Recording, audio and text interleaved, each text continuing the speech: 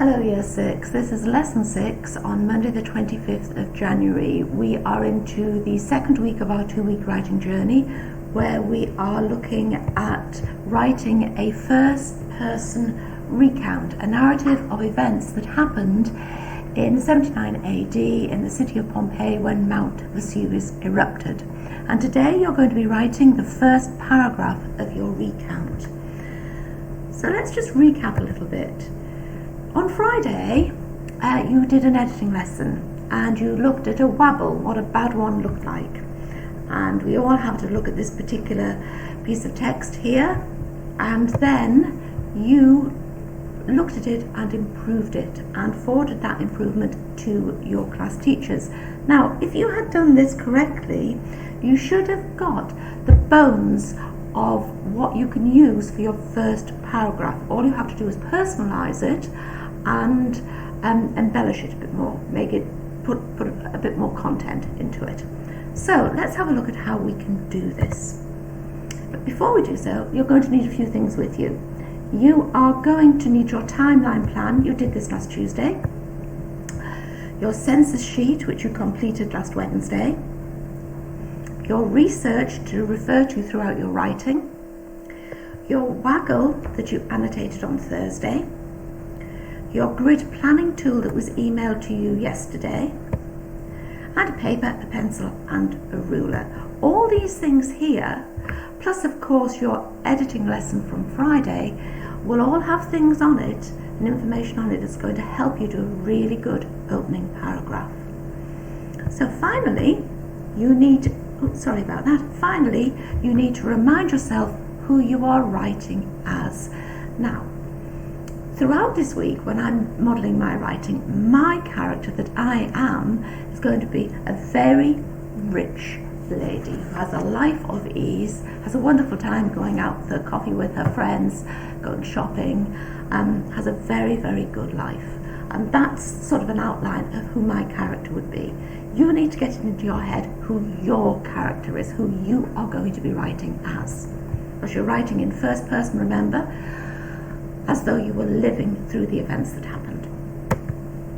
So, the first thing we have to do, which you should be very familiar with because we have been doing this since September, is to look at the grid and think about how you are going to use this grid to help you focus. So, we start in the middle. Purpose.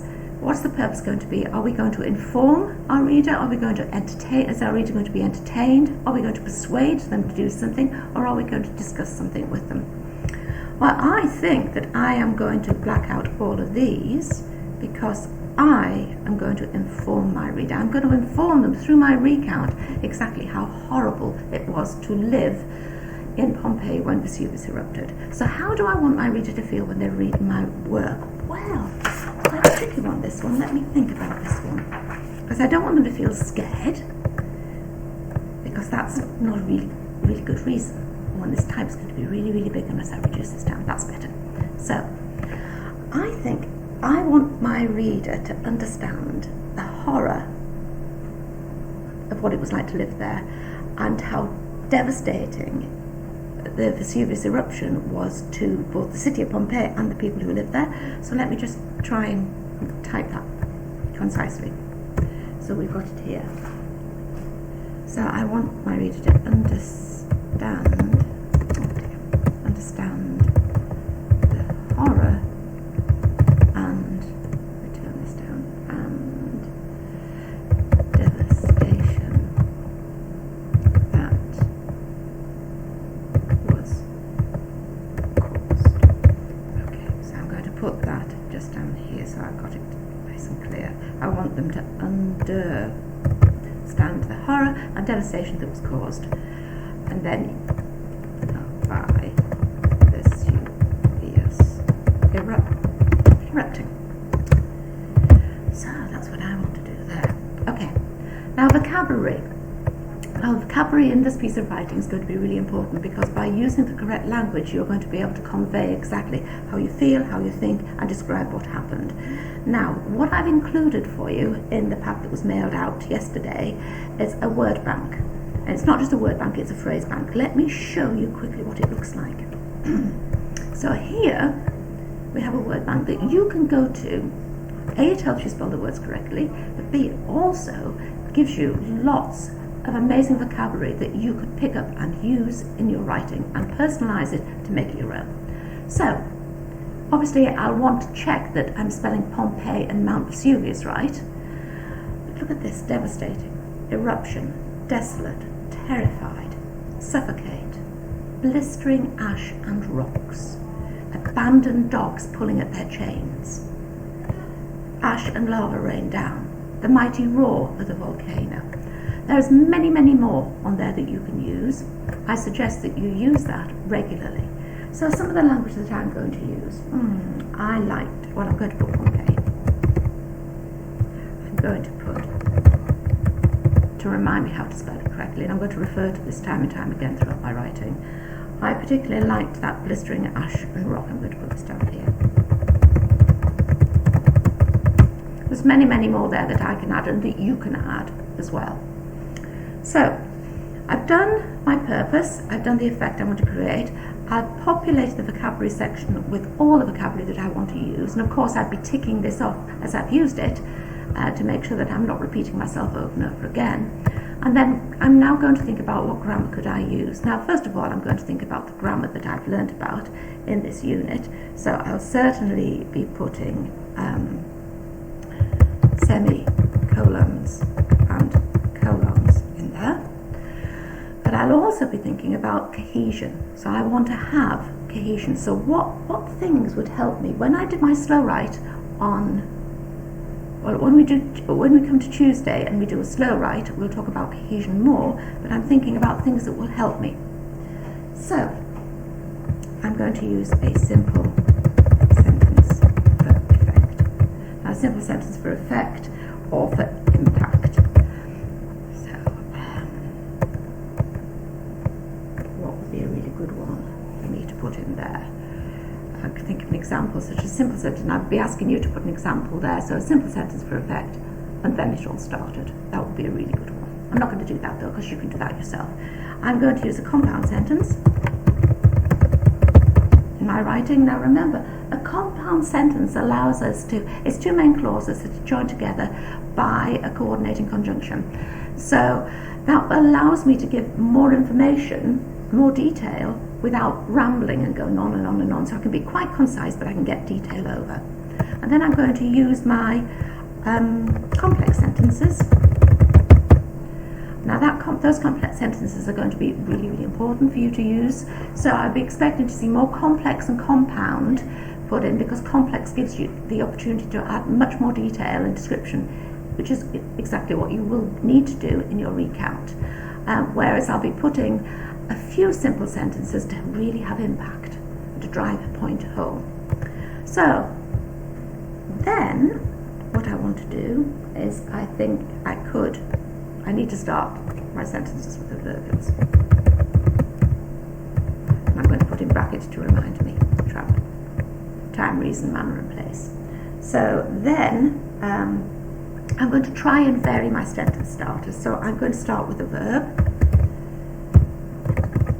ing word, sentence starter. Okay. I could start with an ed word, ed.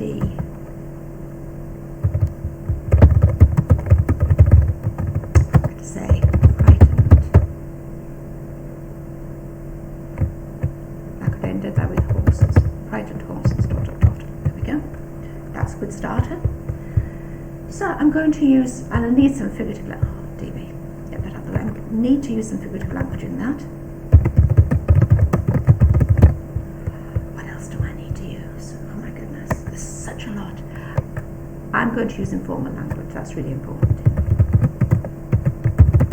And a really important thing that I must remember to use, I'm going to do it in capital letters, is past tense. Because it's a recount, it's already happened, you're commenting on what's happened, it's got to be past tense.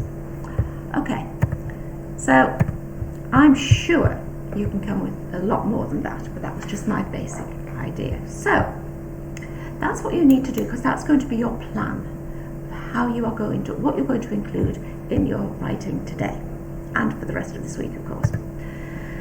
So now what I want you to do is to have a look at this with me. I've got my timeline here, which is going to show me the progression of how it started off as fairly normal, and then it slowly got worse and worse as time went on. I only want to talk about the black bits, so I'm going to cover those up. You might find that helpful to do as well at home, just with a ruler or a blank piece of paper. Just cover up the bits that you don't need so that it doesn't look so much on the page. And then this strip here is going to be key for when you do your writing. So when it comes to your writing, I would suggest that you stop the video on this page and keep looking at this pink strip down the side, because this is the thing that tells you what you need to be including in your first paragraph. You are going to create the picture that everything is completely fine in Pompeii in the opening paragraph. You're going to use description, you're going to show your thoughts, you're going to show your feelings.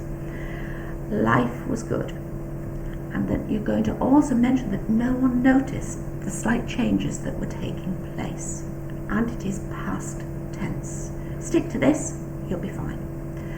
So I'm going to start to model my paragraph for you. Just extend this out here. So I'm going to put myself in a situation. I've already told you about my character and what she's like. So I'm going to start off by having her waking up.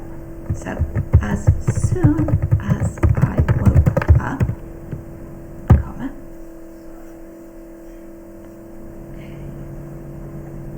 I'm going to talk about how my day is going. I knew the day was going to be good. So as soon as I woke up, I knew the day was going to be good.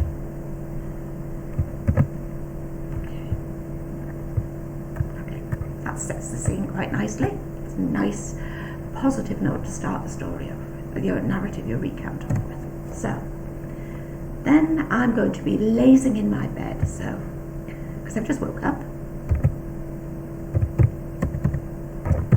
lying quietly in my bed. And this also does that link, gives you that cohesion that you've got from one sentence to another. Talking here that I woke up, here I'm lying in my bed. Naturally, you do wake up in your bed. Well, usually you do anyway. I'd like to think you all did. So lying quietly in my bed, I could hear, that's past tense, isn't it? I heard the birds singing. Would it be singing? Or should I use chirping? I heard the birds. I like chirping. That sounds even happier, doesn't it? Chirping in the garden. Now I want to show that I've got a good life, a rich life, but I don't want to say I've got loads of money. So I'm going to have a servant. I heard the birds chirping in the garden, and Elsa, my maid. Elsa, my maid. Now that's extra information I'm adding there, so that comes with either side a comma. So Elsa, my maid, as she made her way through her daily chores. Let me read that back. As soon as I woke up, I knew that the day was going to be good. I'm happy with that sentence. Lying quietly in my bed, I heard the birds chirping in the garden, and Elsa, my maid, as she made her way through her daily chores. There's something missing there. So I'm going to put Elsa, my maid, was, which is past tense, was humming to herself as she made her way through her daily chores. That makes sense now. That's much better. Full stop. Okay. So now I'm going to get myself out of bed and I'm going to say what I'm going to do for the day. So hurrying to get ready.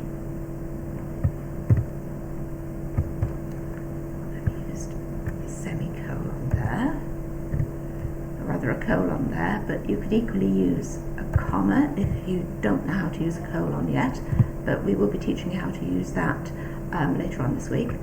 Hurrying to get ready. and I'm explaining why I'm hurrying to get ready. So I was keen to meet up with my friends to gossip about last night's celebrations. And it was a big festival, wasn't it, the previous day?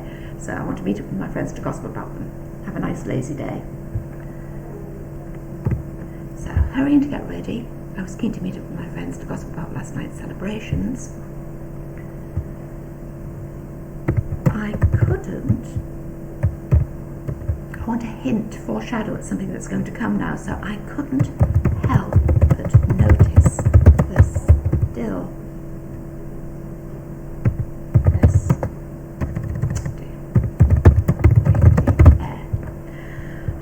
Notice the stillness in the air. I'm going to put unusual stillness. So that means it's not normally like that. That's me foreshadowing. I couldn't help but notice the unusual stillness in the air. Full stop. Then I'm going to expand on that, so I've got that cohesion. It was as though the city was waiting for something to happen.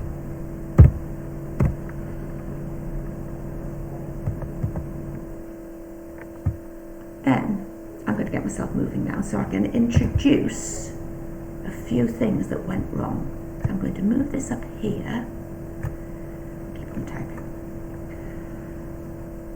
Just as I left the house, I felt a strange shuddering sensation through my feet. It was as though... Can't spell this morning, can I? It was as though the ground was moving. It knocked me slightly off balance, and I had to grab onto the door frame to stop myself falling. Okay, so let me just read that back through to make sure that it's okay. So just as I left the house, I felt a strange shuddering sensation through my feet. It was as though the ground was moving. It knocked me slightly off balance, and I had to grab onto the door frame to stop myself falling. Just correct my spelling there.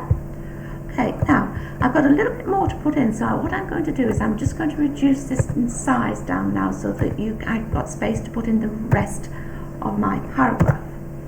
So, now that's knocked everything out of kilter here, so let's just get this sorted out. Just like what happens in class, isn't it? Year 6. So, now, then I'm going to try and create that sense of normality, that everything's okay, and I'm going to use a short, simple sentence to do that. So, then it all stopped. Then it all stopped. Back to normal. Not only that,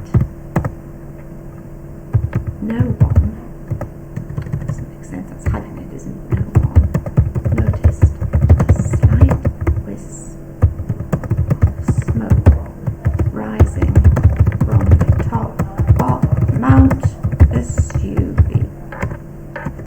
Oh dear me.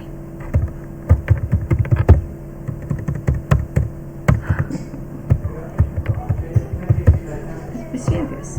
Okay, so now I'm going to look back now. So let me see. Then it all stopped. Not only that, no one noticed a slight wisp of smoke rising from the top of Mount Vesuvius. Right. I'm going to finish my paragraph off now with a thought. If I had only known then what I know now, I would have done very different things to what I did that Okay, so what I'm going to do now is I'm going to read that all back for myself. I'm going to check that it makes sense. I'm going to check that my tenses are correct right the way through. And then I'm going to check that my spelling's right, my punctuation's right, and that I'm happy with that. So now, Year 6, it is up to you to do the same opening paragraph. Then, when you've done it, I want you to go back and edit. Do editing 1 first, the non-negotiables, spelling, does it make sense? Is your punctuation correct so there's no ambiguity in there at all? And we know how to read it when we're reading it and how you want us to read it. And then, finally, and I want you to be quite ruthless with this edit here, I want you to look at it. Do I need to add anything? Do I need to take anything away because it doesn't fit in that paragraph or it doesn't make sense? And can I replace it with something better? And keep on reading it aloud. Then Year 6, when you have completed your first paragraph and you're completely happy with it, please submit it to your class teacher via email at the end of the day. So that is the end of Lesson 6, Year 6.